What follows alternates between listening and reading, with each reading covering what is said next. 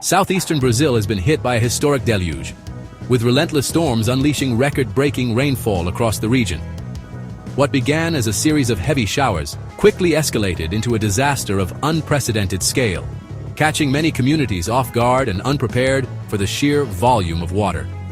Entire neighborhoods have been transformed into rivers of muddy water as streets disappear beneath swirling currents. Homes, cars, and businesses are submerged, leaving thousands of families displaced and searching for safety. Since February 23rd, the rain has barely let up, overwhelming rivers and reservoirs. Infrastructure has been shattered, bridges have collapsed, roads have been washed away, and entire towns have been cut off from the outside world. Tragically, the disaster has already claimed dozens of lives, with many more missing. In Minas Gerais, the devastation is especially severe. Heartbreaking scenes unfold daily. Families wading through waist-deep water, children clinging to parents, and residents returning to find their homes destroyed or swept away. The emotional toll is immense as people grapple with loss and uncertainty.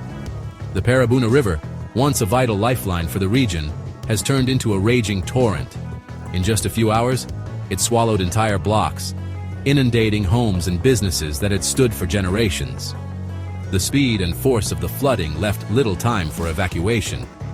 Emergency services are stretched to their limits, responding to thousands of calls for help.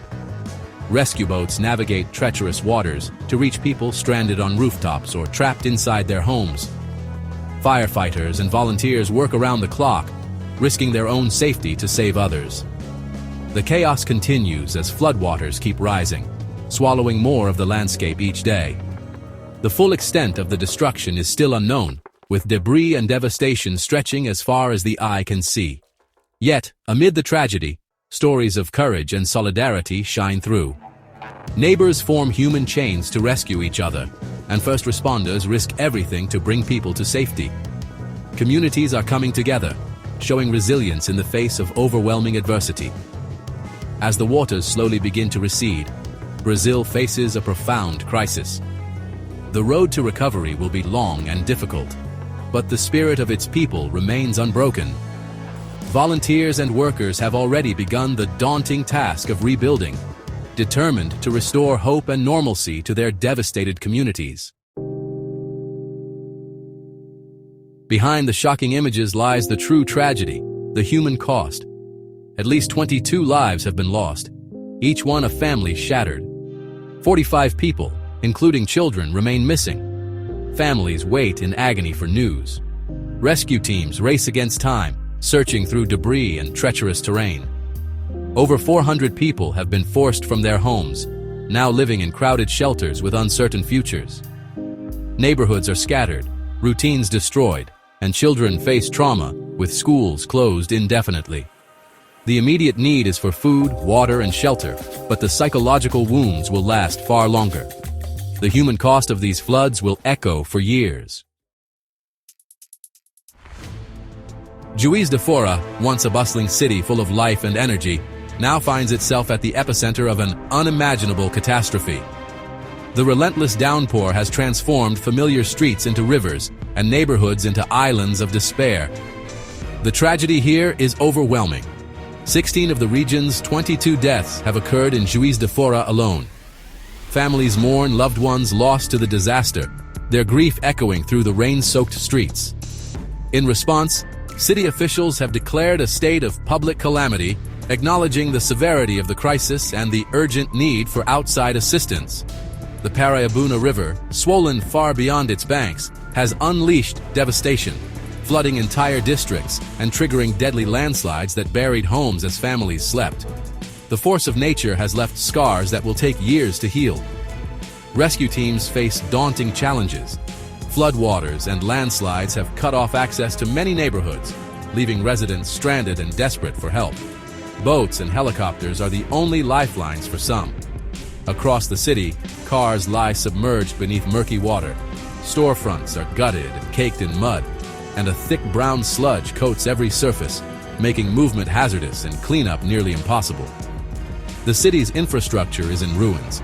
Roads are impassable, bridges have collapsed, and downed power lines leave entire districts in darkness. Communication is sporadic, and basic services are disrupted. Schools, once centers of community life, are now closed indefinitely.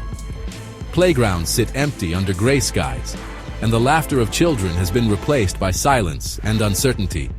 The city's focus has shifted to survival, searching for the missing, providing shelter and food to the displaced, and offering comfort to those who have lost everything. Volunteers and rescue workers labor around the clock. The declaration of calamity is more than a legal measure. It is a desperate plea for help. Juiz de Fora is facing a humanitarian crisis, and its people need support from across the nation and beyond. Recovery will not be quick or easy. It will require a massive, sustained effort, one that brings together government, volunteers, and the global community to help Juiz de Fora heal and rebuild from this tragedy. In Uba, 68 miles from Juiz de Fora, 6 lives have been lost, and the town's infrastructure has collapsed. Bridges washed away, roads eroded, and retaining walls crumbled under the flood's force.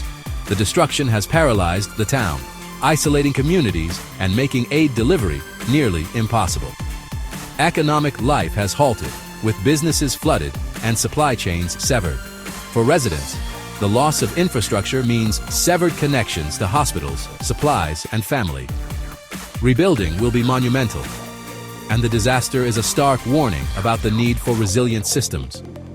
Uba's memory of this flood is forever tied to the site of its foundations being washed away. The disaster that struck Minas Gerais began with an extraordinary and relentless barrage of rain. An astonishing 23 inches fell in February alone, shattering all previous records for the region.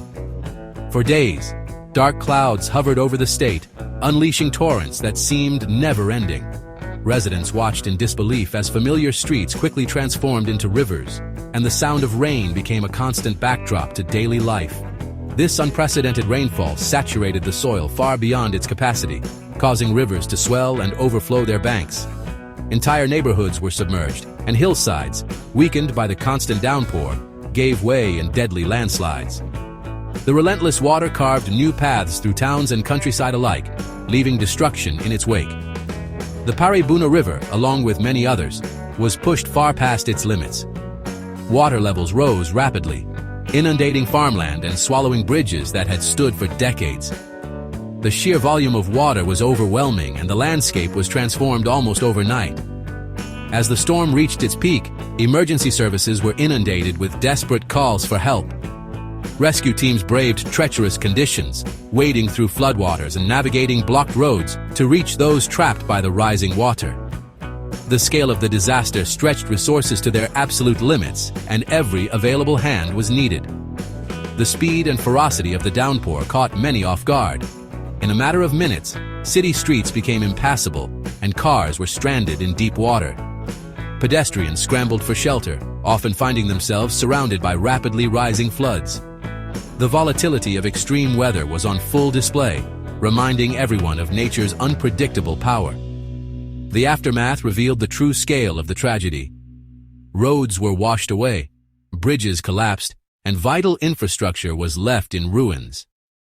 The devastation underscored how unprepared even modern cities can be when faced with such extraordinary natural forces. This catastrophic event serves as a stark warning about the increasing frequency and severity of extreme weather, a reality scientists link to climate change. Communities across Brazil and beyond are now forced to confront the urgent need for resilience and adaptation. The skies over Brazil unleashed a deluge that will not soon be forgotten, a powerful reminder of the forces shaping our world and the challenges we must face together. The aftermath has transformed cities into chaotic, debris-filled rivers. In Juiz de Fora and Uba, neighborhoods are accessible only by boat, residents cut off and awaiting rescue. Drone footage shows rooftops barely visible above floodwaters and landslides scarring hillsides. Overturned vehicles, collapsed walls, and twisted metal mark the landscape. Daily life has stopped. Roads blocked, commerce halted, and schools closed or turned into shelters. The sounds of generators and rescue workers replace normal city life. while the air is thick with mud and stagnant water. Residents face sensory overload and psychological trauma as they wait for waters to recede. The process of recovery will be long and difficult.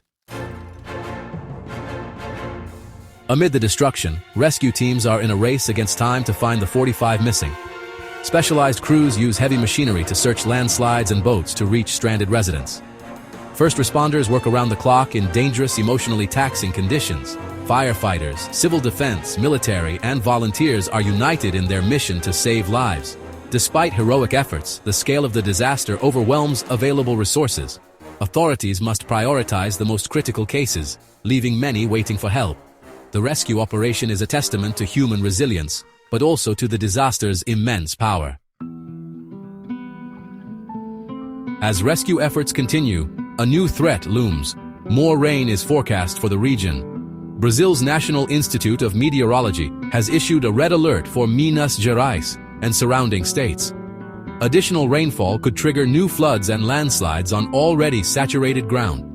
Forecasts warn of intense downpours and powerful winds, threatening further damage and complicating rescue operations. Authorities must manage the current crisis while preparing for another potential disaster. Evacuation orders may expand, and shelters brace for more arrivals. For residents, there is no respite. The threat remains constant. As the shock fades, southeastern Brazil faces a long road to recovery. Humanitarian aid is the immediate focus. Food, water, and shelter for the displaced. Acts of solidarity abound, with volunteers and neighbors supporting each other. Yet the scale of destruction demands a massive government response to rebuild infrastructure and homes. The disaster exposes vulnerabilities and forces urgent conversations about urban planning and climate resilience. For now, people cope with grief and uncertainty, hoping the rains do not return. The resilience of these communities will define Brazil's path forward.